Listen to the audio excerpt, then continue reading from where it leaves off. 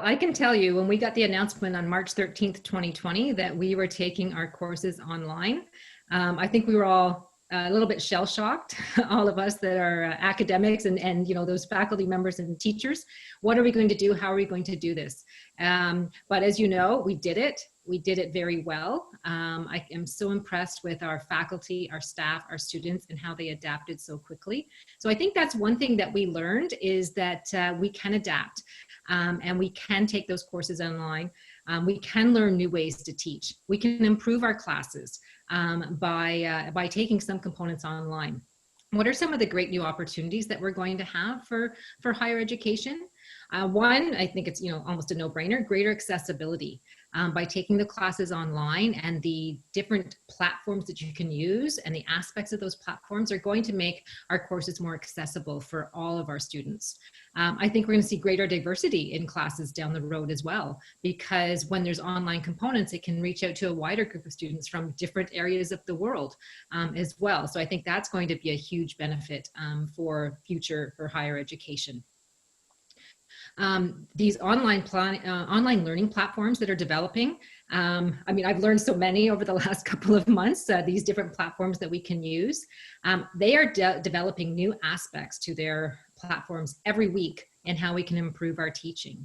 I think we're going to be able to have a better understanding of how our students learn. Some of the analytics that are coming through with these platforms will allow us to understand, you know, how our students are learning, when they're learning, what things they're having troubles with. And so we'll be able to adapt our teaching very quickly to ensure that we are reaching those learning goals that we want for our courses. So I think that's, you know, those are some of the huge benefits we're going to see coming out of online, having to go online, the being turned on our head, as I said, on March 13th, 2020. So having said that, I think, you know, the fact that we did have to adapt so quickly, in some ways, I think is going to be a good thing. It's really caused us to rethink teaching. It's caused us to rethink what business, you know, a degree in business really means.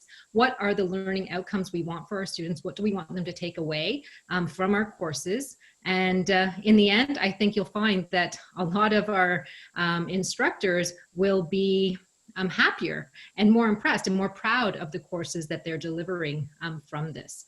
So lots of great opportunities and outcomes coming from COVID-19 in the higher education world. I wouldn't have said that, you know, a couple of months ago, but now, having been through this and the learning that we've had, I'm really positive about where we're going with our teaching in the future. One other thing I'll just add quickly is one of the most positive things I've seen come out of this is to see how faculty, instructors, all of DeGroote coming together to support one another in developing their courses and ensuring they're putting the best courses possible forward for our students in the fall.